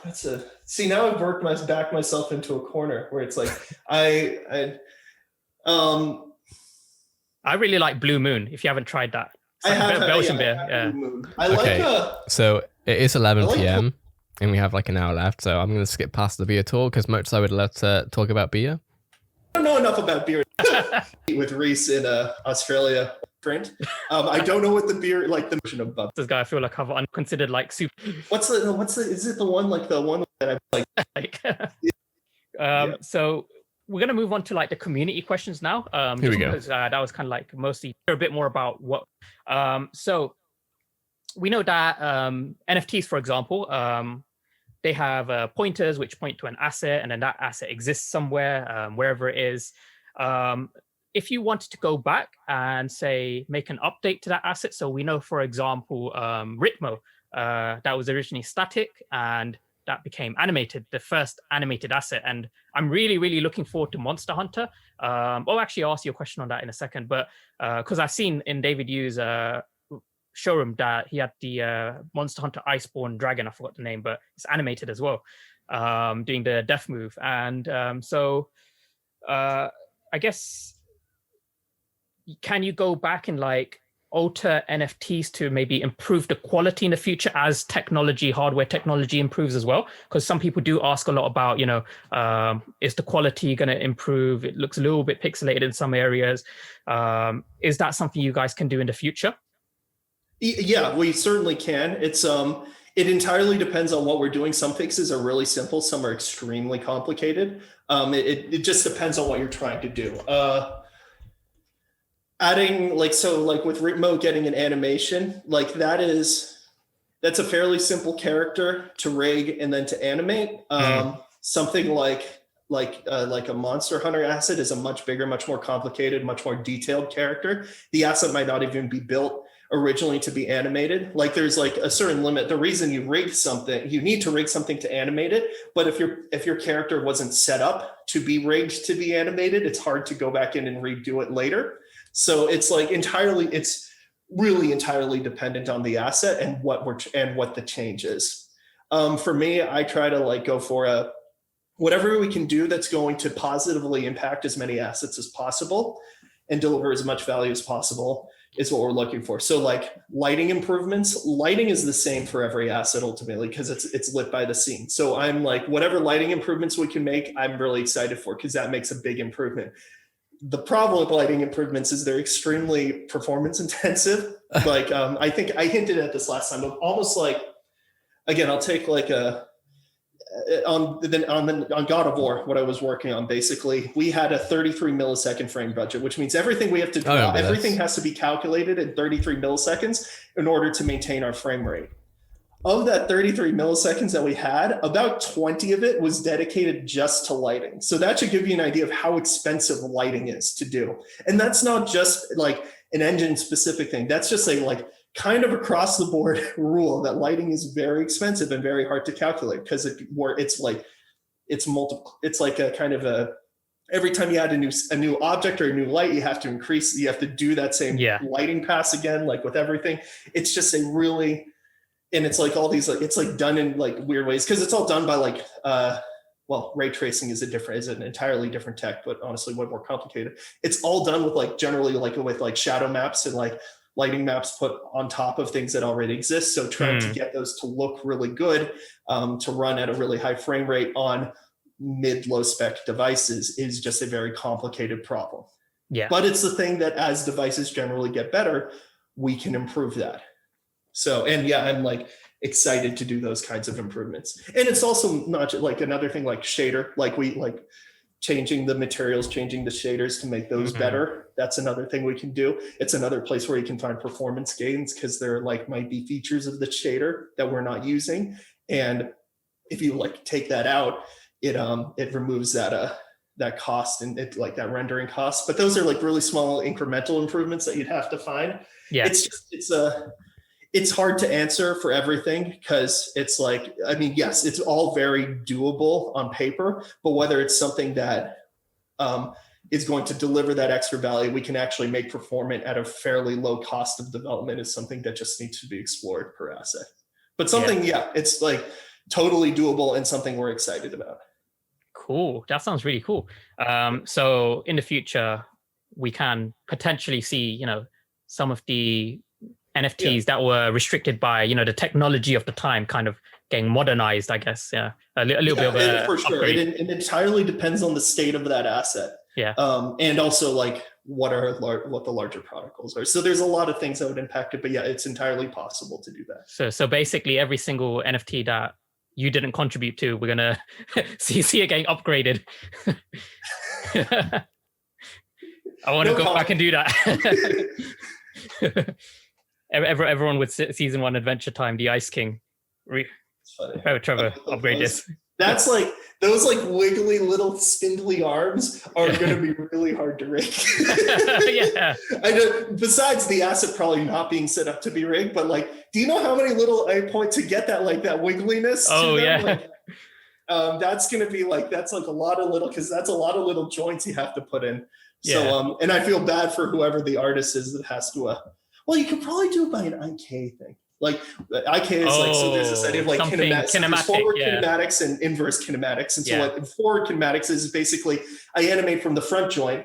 This is my understanding. This someone who's an animator is probably going to tell me why I'm completely wrong. But it's almost like if I animate from this joint and basically I bend it up, it's like the other, like, and I move this, everything down the hierarchy moves with it because it's styled of that. Inverse kinematics is where you start at the base. So I say, my hand's here and I want to move it over here. So it'll animate that and pull everything up the hierarchy with it and try to adjust it within certain parameters. So I guess if I were to do the point of saying that is if I were to animate the hands, I would probably do it the IK method where I move the hands and then the arm just does the wiggly shit. And then I go back in and clean it up later. Yeah, definitely. No, I've played around with Blender as well when I was doing my kind of VR game, and shout out to all the animators, because literally my first iteration was basically, you know, the kind of the wrapping of the textures was just completely off. I had like some derpy looking eyes everywhere. The animations was like there's this game where you basically, it's like a very, very famous like old school game where you press keys on your keyboard to move the joints of this character in a relay race. Yeah, that's the one. Yeah, Quap. Yeah. And my character was like a Quap character, like kind of. I'm like, wow. Okay, that did not look like walking at all. That looked like Quap is like a great jank game like that. Yeah. I mean, it's like such a game. It's so like defined by its stupid system and the fact that it's impossible, but it's brilliant. I love Quap. Yeah. I mean, I don't like it as a game. I like the idea of Quap. Yeah. That is literally what my character looked like some derpy Quap monstrosity. So this is actually a question that loads of people have been asking, because so before I got into tech, like, you know, I saw AR and VR and I was thinking, wow, this stuff is really, really cool. Like, you know, everyone should be doing this, without kind of, you know, thinking from the perspective, like, how accessible is this technology to most people? You know, from a business perspective, does it make sense to invest in it? And a lot of people probably aren't aware that, you know, the kind of AR, VR industry is not that greatly like profit generating, even though it's really, really cool. I think that's mainly limitations due to accessibility, because, you know, how many of us own a Google HoloLens, for example? Like, I definitely don't. Whereas everyone owns, like, you know, a basic smartphone. That makes me think, right? HoloLens, someone brought up, you know, oh my gosh, it's like 3,500. And if you're watching this and you know it was you, I'm not clowning on you, to be very clear. I'm just bringing up the point. We're not expecting wearables to be ready tomorrow. You know what I mean? Like, but as more content, as things like VeVe are developing more and more, as there's more demand for it, I expect that the cost of this stuff will be more consumer driven, being it'll get cheaper, because most people aren't going to be paying $3,500 for a lens, right? Even if that lens gives us the VeVe-verse, most people can't afford that, understandably. So they're going to make it affordable for consumers, right? And likelihood is, my guess maybe, and actually I'll make a video about this at some point, is they might make it so that it's subscription profit based, being Microsoft and Sony both lose money on their consoles when they sell them, but they profit through the subscriptions, right? PlayStation Plus, Xbox Live Gold, and then you obviously have the games themselves. So, you know, if you're buying a PlayStation, you're going to buy things to play on it, right? And that's where Sony makes its money. Same thing with Microsoft. So maybe the same thing will be with wearables. Maybe most people out there, definitely more than, you know, those who own like a wearable device. So just with that in mind, do you see this gap of like, you know, accessibility to the tech that allows VeVe to innovate more closing in the future? If not, then maybe how long do you reckon it will take? But during that meantime, whilst we have this kind of like gap to accessibility for, high quality AR, VR. What would you say is like VeVe's main priority for consumers and as a business until then? Okay. I'll start with the AR VR component. So I think of AR and VR, they're honestly wildly different when it comes to how you implement them. AR is like, I think that honestly, I think AR is the successful one, and it's ultimately it's a technology. Like it's a technology like .NET is a technology. It's just something you use to build software. You can use to build software, use to build games. And what I like about it is how accessible it is. The fact that it works on a mobile device. Everything in games, and I would argue kind of everything in software for the last 15 years has been running in the direction of accessibility, making content more accessible. That's like the rise of mobile platforms. Generally, games staying going to like more free-to-play games, games like at the AAA price, actually still staying generally at $60. It's like incremental, like that $60 is worth less now than it was 10 years ago. So the game has gotten incrementally cheaper to buy while still getting wildly more expensive to develop. So everybody's running in this direction of how do we make this hardware more accessible in order to grow the market? And then you have VR, which is going the complete opposite direction. VR is dedicated hardware. It's expensive. If it's on mobile, it's not particularly good enough to wow anybody. So you have to wow someone, you kind of have to do a PC implementation, which means you need a high-end PC as well. The tools and the space you need to do it is massive. I don't see how, yes, the technology is cool, but there's a lot of anti-gravity is a cool technology. It doesn't mean it exists. It's a cool idea. It doesn't mean we can build it. And VR, same kind of thing. It's a really cool idea, but we can't build it in a way right now that actually caters to regular people and is cheap and accessible and available to everybody. Exactly. Yeah. So by the time it gets there that it's that cheap and accessible, everything else is going to be way far ahead of it. Just flat screen experiences, mobile experiences are just going to be when this is powerful enough to run a Vive or something, or a high-end device. Think of how powerful it will be when it's not trying to power that device and the kind of stuff you can do. So everything's just I don't see how it catches on in the consumer market, honestly. I think it's too expensive. I think it's too... Keep in mind, Trevor is specifically talking about VR when he says about the consumer market, I think. Niche. And I actually think I don't think it's particularly user-friendly, in a way. It looks cool, but I don't know anybody who's I can't wait to play VR games. They released, and my example is they released a sequel to Half-Life, which is the meme. They will never make this game, and they literally released a sequel to that game. Yeah, VR, and nobody played it. It sold 1.1 to 2 million copies, which probably made $100 million on that game. That's a good chunk of change. That game probably cost $80 million to develop because the production values are so high. And if they release that on a traditional platform, it's Half-Life 3. How many copies of that game would they have sold? 20 million, 25 million? How many people want that game or would just buy it for the meme of it? They literally left hundreds of millions of dollars on the table to try to make VR happen, and it didn't take off. That's if you can't release that, and you're not gonna I don't know what other game could try to do. They said, oh, is the next Grand Theft Auto VR exclusive? Again, it sounds really fucking cool, but I don't know who's gonna go out of their way to spend the money to buy that rig to play it. I just don't see it. Me as a game maybe developer, in decades, not excited by the platform at all. I don't know. As a consumer, it's interesting, but I'm not really ready to make that jump to buy it. And I think most people are in that same boat. So I think what we need to be doing is focusing, what I want to be doing is how do I get on more platforms so I can get more people in and experiencing this. Yeah. A accessible content future, a platform agnostic future, a higher fidelity on devices that people actually own future is more exciting to me than chasing the niche platform like VR. Yeah, definitely. There've been a lot of people who, have kind of raised the issue where their phone might not be exactly compatible with, VeVe, for example. They've had to like upgrade phones, for example, just kind of like making it as accessible as possible to everyone, because it makes sense, because the more people who have VeVe, then, the better it is for the growth of VeVe. So I guess your priority right now, would it be more to do with kind of just getting more content and making that as good as possible, whilst simultaneously kind of raising awareness of, hey, we have this really, really cool content on this platform, check it out, kind of thing? Yeah. My number one priority is content. I care a lot about experience as well around that content. And that's mostly just because of like my love of games, my love of gaming, my love of game development. So I'm having more of I feel like I'm having more of an impact on that side of it.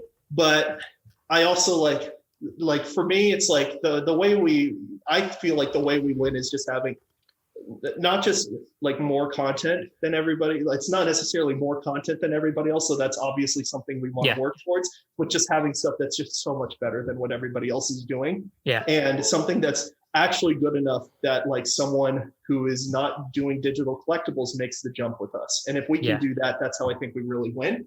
And all this other stuff will come, because ultimately the gamification, all that is value add to existing and future collectibles. That's that's the value of that stuff. So and making those things more valuable and more exciting for people to engage in. And I don't think that's a platform thing. I don't think that's a technology thing. I think that's more of like how do we cater to like player behavior, human behavior, delivering, like giving people something they're excited about, something they can deeply engage in. And that is not driven by a technology. I mean, a technology supports it. You need a technology for it to function, but ultimately it's not the differentiating like component of it. It's not like no one's going to jump. I don't think there are people who are like, oh, VeVe's the future. Like if VeVe's the future because of AR, that's not really an answer to me. VeVe's the future because the shit that we make is so fucking good. Like that's what we're trying. That's what I'm hoping for. That's what I want to move towards. Yeah. I mean, just as a consumer of VeVe, like what truly attracted me, and I guess this kind of matches in with the point that you raised, is firstly is, the team. A lot of them have personally contributed quite heavily to the product. We got Dave on the licensing side. We had Michael Duffy, who wrote a lot of the backend code himself. We've got you who's like, literally, diving in, creating this content. So that's what really excited me, the fact that, we've got this passionate team who have personally invested into the product. And I always say that, if the product is really, really good, then, whatever investments you have in it, like the price will go up as long as the product is good. You don't need to rely on hype, because the hype will come with if the product is good. And a lot of people, they're kind of obsessive over, certain licenses being released. They just want as many licenses as possible. But if the product isn't super, super amazing, we know that, regardless of how many licenses there are, it's just not going to do that well. And, there are case studies like, a certain manufacturer of stickers, for example, has a lot of licenses, and I've tried the product. Other people have tried the product. I'm not gonna drop the name, because people are like, we've had our go at it. But a certain manufacturer of stickers, they've got so many licenses, Pokemon, Marvel, whatever, and their product's just not that good. And it shows like how active or I guess how passionate the user base is. I think I actually think it's more than just a good product. Like and I just gave you an example. Yeah, Half-Life 3 is the best VR game. It's like everybody who's played it says it's one of the best games they ever played. That doesn't mean it was successful. I mean, maybe in the scope of VR, it's successful, but it's like that is like it has to be more than just a good product. It has to be like, how did the product market fit? It's about am I building something that people really care about, that is really good, and that people really care about and delivers a lot of value. That's why it's not just about building something that's super high quality, but like building things to help us achieve the outcomes that actually lead to the success. So like measurable success. So we want to make stuff that's really exciting and really high quality. It'll sell. Monetization's obviously a good metric for success. But there's also, if we make something that's really deeply engaging, people will come back. It retains users. Like I think of things in terms of outcomes. Almost as much, if not more, than I think of things in terms of product. Like I'm thinking about what's the outcome I'm trying to achieve with this thing. And quality is a way for us, licenses is a way for us to achieve the outcome. quality of the content is a way for us to achieve the outcome. The fact that it's minted and that it's like the true rarity is a way for us to achieve those outcomes of like deep engagement, like user, like all those things. So like if you start thinking in terms of like, what are we trying to achieve, what we're doing, what's the strategy, and like what are the choices we're making to help us achieve those things, I think it'll start crystallizing the decision making a little bit more, and you'll start understanding a little more of like, okay, I see why they're doing that. I see what they're going for. And I think that is the kind of thing that'll make everybody, I think it'll make you more excited for the project because you'll see what we're going for. It'll make you a savvier investor in this project or other projects that you might look at, because you can start seeing, okay, what are the outcomes they're trying to achieve and how well are they achieving those outcomes? And for the outcomes we're trying to achieve, I think we're doing a pretty good job so far. And hopefully we'll continue that. I think you guys have done I mean, as someone who kind of, works in the industry, like I've been saying this so many times to everyone who says, why does VeVe move so slow? I've said, if the company was a superhero, it would be the Flash. Like, I know this is like this is about ridiculous lightning speed. Like, and people think I'm trolling when I say this, but no. You guys move at like I've said this myself. If I was a dev with ECOMI, well, as a content creator, I can't keep up. I simply can't keep up with ECOMI. I'm doing my best to, and I'm going to get better at it. I know I will, because I'm new, and I'll continue grinding till I do get better at it. But like I was saying to Val yesterday, was it yesterday or the day before? I think it was yesterday. We were coming off a long call, and we were like, I was saying to him, because I get tired after midnight, and we're approaching midnight, which is why I'm being so quiet. I'm already tired. And I was saying to him, oh, bro, I hope they don't announce something tonight. I'm too tired to like make more videos. And he was like, most likely they will, this, that, and the other. And I'm like, obviously it's great, because at the end of the day, like it's building towards the vision. But oh my gosh, there's so much to talk about. Like I'm sort of in, talking with Riot, talking with talking about ECOMI, I should say, and some other projects and stuff. And it's just like, it's so exhausting. I mean, it doesn't help that I work on another project as well as ECOMI, but ECOMI is not, talking about the stuff on this channel right now, at least, is not my job. I mean, we're monetized now, and I appreciate that, but yeah. Like the app would still be on the very first drop in beta. Like, to be very clear, my job in general is to create content. That's how I've made a living for the past 2, 3, 4 years. Guys are like literally, like I'm not even exaggerating. Like you've said yourself, like it can take months to develop one NFT, and we're getting drops of multiple NFTs every week. Yeah. Like that is ridiculous. Like I actually don't know how you do it. Development, like it's like we're building a shitload of stuff. The team that's building this stuff is pretty damn large and like pretty wide reaching in order to deliver this stuff. Like the volume is there. It's just got to take time for it to get going. And like we talk, like I mean, you're in town, sprints, like the concept of a sprint. Yeah, literally like 2 weeks, whatever. Cycle. Like a sprint is 2 weeks long. It's called a sprint because you're rapidly sprinting through that cycle. But it's still a 2 week cycle. And when people are like freaking out over like 2 day to turnover, I'm like, it's just like the time scale is just so off. And it's like, I just see it, I'm like, do a little bit of research, man. Come on. Like, it's like, I'm ranting again. I'm just like, I'm going to turn the whole community against me if I keep this up. People are like, oh God, he's hating on us so much. Well, it's like, this is literally how I feel. I mean, I don't feel the same way because this is Trevor's full-time job. I don't assume, I'm pretty much certain it is. Thankfully for me, I get to play in different communities, which means that, if someone says something to me in one community, I try to acknowledge it, but I'm already on something else by the time I've acknowledged it, basically. But yeah, like, it's the case of trying to like voice your opinions and also genuinely not spread any sort of negative energy. And I have learned to be more careful with my words, because I know that I've offended people very quickly, considering how long I've been posting content for. It's never in my intention at all to offend anyone. I'm not some YouTuber who's like, who tries to get clicks from upsetting people or anything like that. I really don't. If I was trying to do that, I would make my whole titles and thumbnails a lot different to what they are now. But yeah, I definitely let my words not slip, because I don't like swear about anything, but yeah, I know when I say stuff, and I think Trevor feels the same way, maybe, like, it's never to upset anyone. It's like, It's just like observations and stuff, I guess. So Yeah, no, that's because like I do look at when people email, DM, and comment about how bad Omi's doing, and people will do it on this video. I'm sure they will, and I'm just like, well, okay. literally why I just, had to make all of this stuff super explicit. Like, rant as much as you want, because I've dealt with this as well, especially like not just from consumers, but you get people who are. I really don't mean to skip through Kay, but I want to hear mainly from Trevor because, like I say, it's 11:30. I'm tired.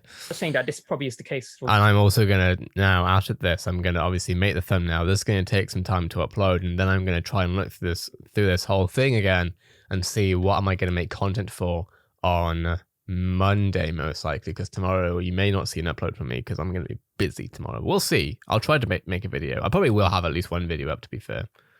Side where, how long is it going to take to, build this new feature? And you're like, well, if you estimate this, and this, probably like 2 months. And then there's time for uncertainty as well, testing. And they look at you and they're like, oh, and a lot of people like, you could make a model in 3 days, but it's not going to be good. It's not going to be very good. Yeah. Like VeVe's premium. Like, and I'm not trying to make something that I can make in 3 days. I'm trying to make something that's awesome, because 3 days doesn't help me achieve the outcome I'm trying to achieve. Yeah. If you want to make something in 3 days, you know what, you might as well work for quid. You might as well make blue ponies with a debug texture. I need to stop the quid jokes. It's going to turn into a pretty funny video, but so I think that's all really, really good stuff. I think if I ever do an interview with ECOMI, I'm gonna set myself a rule not to joke about quid, because I feel bad. Like, I know that Kay doesn't. Well, I don't know, but I'm guessing that Kay doesn't mean to put Trevor in an awkward position. But yeah, it's got to be awkward. Like this is stuff that the community just definitely needs to hear and needs to know. And there are loads who are going to be appreciative of this. So just I guess in terms of so this was another question that was asked by the community, is kind of feature wise for VeVe. So we've had some really, really cool ideas. One idea that, we have heard Reese talk about is kind of geolocation stuff. So I don't know if you'll be very much familiar with it, but no, I understand. Oh, okay, cool. Yeah. So Pokemon Go is kind of like a game that people tend to draw a lot of parallels to, because this is what Pokemon Val made a tweet about. It has kind of like the AR aspect. It's got, a huge fan base, and it uses a lot of geolocation based stuff. Like, I don't know if you've played Pokemon Go, but there's like raiding. There's like, the Pokestops on certain locations. So with VeVe, moving forwards, we know that with COVID as well, lockdowns, restrictions are easing. So things like Comic-Cons are going to start opening again.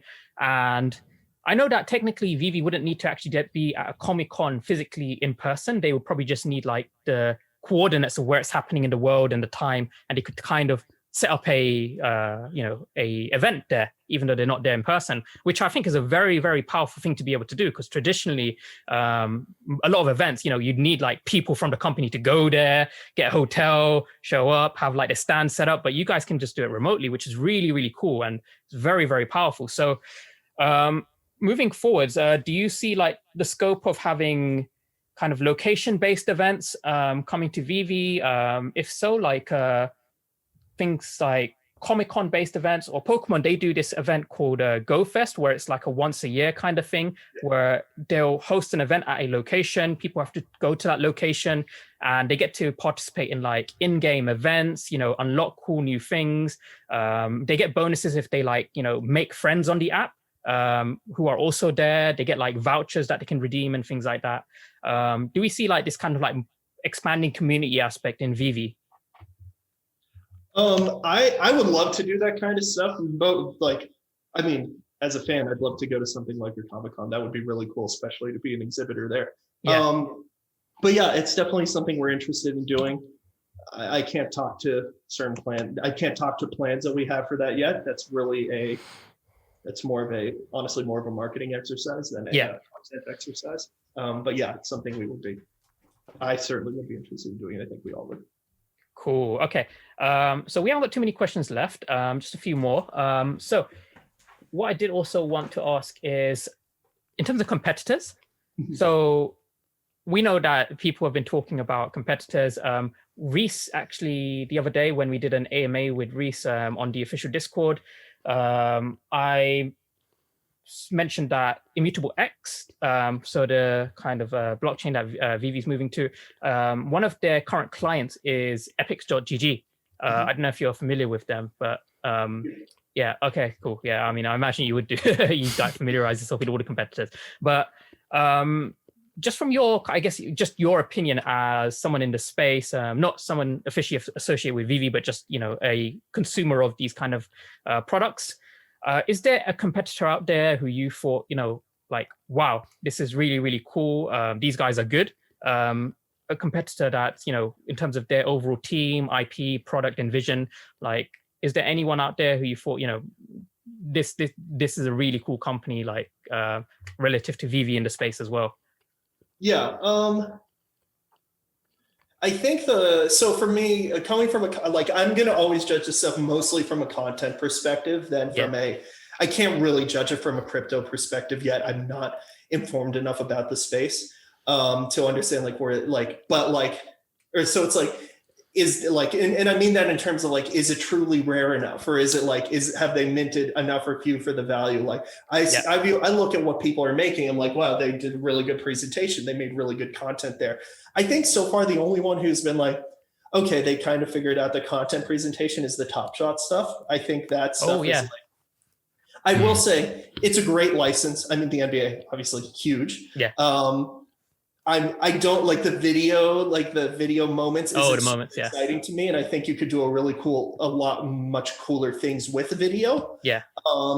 But where they really kick ass is their presentation, like the design of their website, the experience, even just the motion, graphic work that they did is really solid. I really like opening the moment packs. Like you get that. Exactly. The pack cracking like that is super good. Like that's a huge part of blind box kind of games is the experience of opening the pack. So I think they kicked ass in that. Honestly, I talked about, speaking of Immutable, I played Gods Unchained, which was my first NFT driven kind of game. Yeah. They also do a really good pack cracking. Now, it's hard for me to judge. I worked on a card game for 3 years, and it's I'm really burnt out on the genre, but I see what they're going for. And I think the presentation, the art style, the consistency of it, I think they do a really good job as well. Again, that's judging more from a presentation content perspective than from a crypto perspective. Someone who knows crypto would have to tell me if that side is solid or not. But it's I think what they're doing is pretty cool. Lots of crap out there too. I've seen that. A lot. Actually, most of it. Honestly, this is for me, what I think would be cool is, I know we're trying to really push the quality bar up as high as we can and deliver as much value with what we're doing. I'd like to see if there is a competitor in the space, I'd like to see people within their lane doing the same thing, because if we don't do that, we're never going to you need to do that in order to grow and increase the appeal of it, because people we see the crypto value in it, but people who aren't into crypto don't. And if they don't see that value and they only see crappy assets sold at a really high price, they're not going to buy in. So it's kind of this is in my opinion, what we need to do our part to grow the space. Yeah. Just on that point of, blind boxes. So we know that Reese and Dan, they've both spoken about blind boxes, saying that, something that they want to bring later on. And from judging from the current NFTs that we've had released, obviously they've kind of released 3 or 4 in a set. Would you think blind boxes would work better where it's a series where there's quite a lot of characters to work with? Maybe sports, for example, or anything where there's a lot of characters, because I don't see blind boxes working very well when there's only 5 characters. It's you're going to complete your set after a few packs. I totally agree. I think you need roster. I say that. I think there's things we can do to make it work. I generally think you need an ensemble cast, for lack of a better word, or some way to have a lot of a similar type of asset. I think people I hate to put this out there, but Pokemon, as an example, would be a good example of a blind box. this I is mean, where it already Val- has its own history. Yeah. This is where That is Val, not a brought this one confirmation. So guys, Abundantly Pokemon clear. blind boxes are coming. Just like the Dragon Rex, just an example, not a confirmation. Don't at me. They're coming. I know they're coming. They're always they're going to hit me up on Twitter, and it's going to be just like Val did. You know, there's going to be people out there who are watching this. They're going to basically crop out the video, just take out that little segment of you saying Pokemon. Literally what Val did. Again, actually the lesson we all learned today. Yeah. Kind of more sports brands where there's loads of players. I think that would be really cool for blind boxes. Yeah. Again, not a confirmation, but it would work. That's another place where it would work. Yeah. NFLPA blind boxes are coming. Just kidding. Okay, so kind of like going on to the more fun questions. So out of the current collectibles for VeVe, so two-part question. Which one is your current favorite collectible? And just as a user, not someone, you know, representing VeVe and whatnot, which collectible as a user would you like to see come to VeVe? Okay. Favorite collectible right now. I really like the DeLorean. And I like the I don't have it yet. I really want the Nightwing black and white. I think that one's really cool as well. Yeah. The Nightwing, but that's more of like I think it's a cool character. As far as like a brand that I really come for VeVe, I mean, as a fan, completely speaking as a fan, the two IP that I would be more excited than anything in the world to see on VeVe are Avatar: The Last Airbender and And so, which was the last one? And Dead Space. Oh, Dead Space, nice. Okay. I like Avatar is probably my favorite cartoon like ever. It's such a good show. I love that show so much, and it's like the fan base. I know how passionate that fan base is about it, and I think it's just it could be really cool to see, and I can imagine really cool stuff with it. And Dead Space is. I'm just gonna go like as far as like a game that's like. Just something that I can experience that I want to get that I love to play and get immersed in. I love that game. It's one of those games where it's like, and again, just speaking as a game developer, I like the idea of working on my own IP and doing that kind of stuff. But that would be exciting to me. But as far as IP I'd want to work on, Dead Space is one of those IP that it's super cool, but I don't think it I don't just want experiences as a fan. I actually feel like I have things I want to say within that universe. I don't feel that about other as a corollary, Star Wars, huge fan of Star Wars. I think it's super cool. I really like it.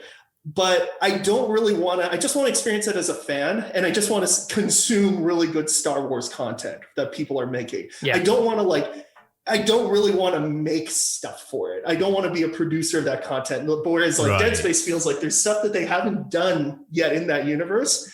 And I want to be the one to make that happen. So if Electronic Arts is listening, please make my dreams come true. I think you need to contact Dave and be like, hey, I really like Avatar. I really like Dead Space. Can you do your thing? Yeah. I mean, get your connections. Yes, I would really like that to happen. I think that also the armors in Dead Space are the coolest things ever. The ships are awesome. Even the necromorphs are cool. It's awesome. Maybe that'll be, because I know I said I made a Twitch channel. Maybe that'll be the first thing I play. I'll just go run. That'd be cool. That's cool. Just on the point of kind of cool brands. So I imagine you're obviously working on the newer upcoming ones. And back in February, there was this NFT conference where Dan Crovers kind of showed some of the brands that are coming that we haven't seen yet: Star Trek, Jurassic Park. A couple that I guess maybe the fan base isn't there, or people just haven't really talked a lot about were Trolls, DreamWorks, and Voltron. Because I actually do like Voltron. Can I ask, are you working on that, or was that kind of done by someone else, or being done by someone else? I'm trying to think of the best way to answer this. Voltron is a really cool IP, and we were. I'm not going to comment on that. Okay. Cool. Isn't Trolls? Okay, that's no problem. Okay. Well, I'm really excited. Now that one, I'm excited about it. Really excited Trolls is DreamWorks, right? Yeah. I mean, I'm excited as well. It was literally only ever. It was interesting because Dan Croft has obviously been in a lot of like conferences, and we only ever really saw it back in like that February one. And I think it was last year they did that. It was the NFT conference. But a lot of people just weren't aware about the whole DreamWorks thing until recently. Okay, so that's pretty cool. I mean, as a fan, I'm also a big fan of that show, so it would be something I'd be excited to watch. I would love to have that animated. Like that would be one of the ones where if it's animated, like I know it would just it would be amazing to have that in your showroom, animated Voltron. Okay, that's really cool. And just going back to like yourself, so VeVe obviously they've covered themselves in a lot of bases that a lot of projects don't do. They've got the PR side, they've got the expanding product, they've got the content, they've got one that people never really talk about, and this is one that I find extremely important, is they've covered themselves like very heavily. Sorry, like, I've been on researching the legal aspect. DreamWorks. So DreamWorks is NBC, which I believe they're working with. CBS. Yeah, I'm almost certain they're working with NBC Universal, isn't it? Yeah. As well, they're doing or CBS Viacom, which is a subsidiary, I believe, of NBC Universal. So that might be why he's not talking about it. It might be, not confirmed, but might be. Everything by the book. A lot of people aren't aware that the reason why MTL takes Gems to Omi takes so long as they need MTL, which is a whole crazy amount of legislation. Buybacks as well, they have to follow a lot of legislation, and I believe because the company's based in Singapore, there's like very, very tight Singaporean regulation, and Risa said they've got a whole legal team and advisors as well on certain areas. So VeVe's kind of like covered themselves in all aspects. So what is it about VeVe that kind of drew you or attracted you to it versus when you were at Riot? Yeah, so the number one thing is honestly the content, the licenses we get to work with. My world is content, and being able to be in a space where like I was working on one very Let me actually cool make brand. it very clear. That's why I chose VeVe as far as making videos about it, is the content. Being able to put, for one, awesome ass characters and thumbnails and talk about these IPs. That was a way easier entry into crypto than anything else, really. And that content is what I know more than anything else, really. But it was like me as a tiny cog in this large machine developing this tiny corner of this very large thing. Now I get to like have some ownership, like creative ownership on not just one, but like dozens, hundreds of IP, and like creating awesome content and like imparting my vision on it. Now, some of it I deeply love and care about and deeply understand. Some of it, it's new to me, and I get to learn about new stuff, and I get to interact with those communities and the creators of that content to learn about it. What's a good answer? One side of it that's really exciting to me. The other part that I love is not the IP side necessarily, but actually the content creators. The people that we get to work with are like best in the world at what they do. Like, so as someone who came from like an art production or pipeline thing, I knew a lot of who these teams were. And like, I'm not gonna, like, again, do your research, you'll figure out some of who these teams are that we're working with. Yeah.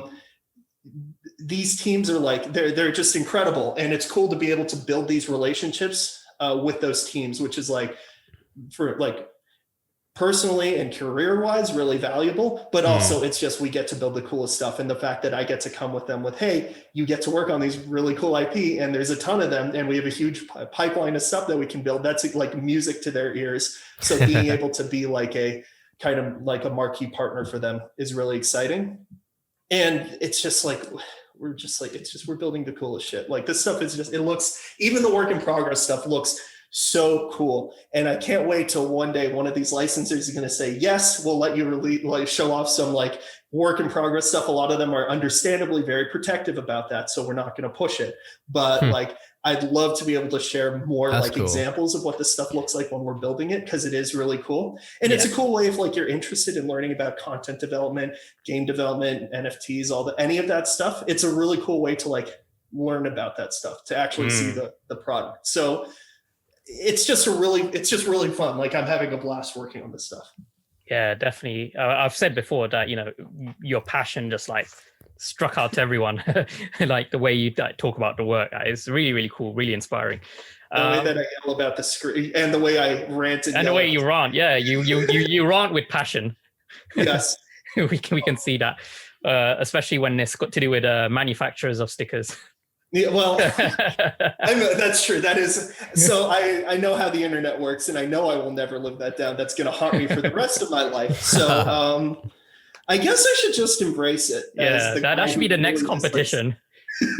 Yeah, make memes about, you know, VeVe is not threatened by. I mean, I am passionate. I am very, and I'm also like when I say like, hey, the lighting could be better, or like those kind of stuff. Like, it's like, if you like, everybody who works on this thing, like all these things, like whether you hear about it from them or not, like everybody who's working on this stuff, they care a lot about what they're doing. It's not just me, it's everybody on the team.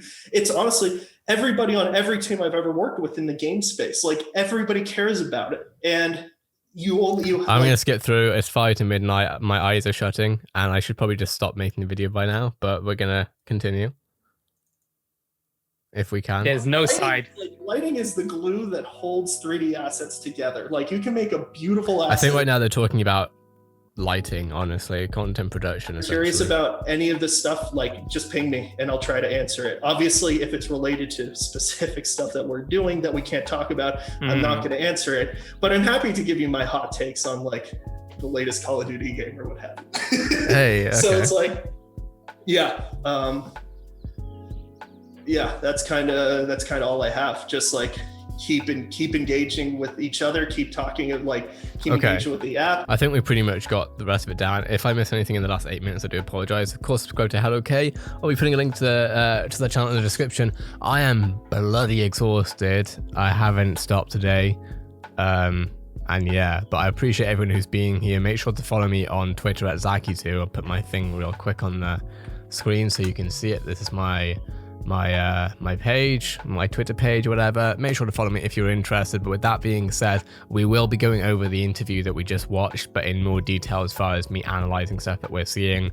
There are some juicy parts of that I want to go over. But with that being said, thanks for watching. Have a great day, and I'll see you in the next video.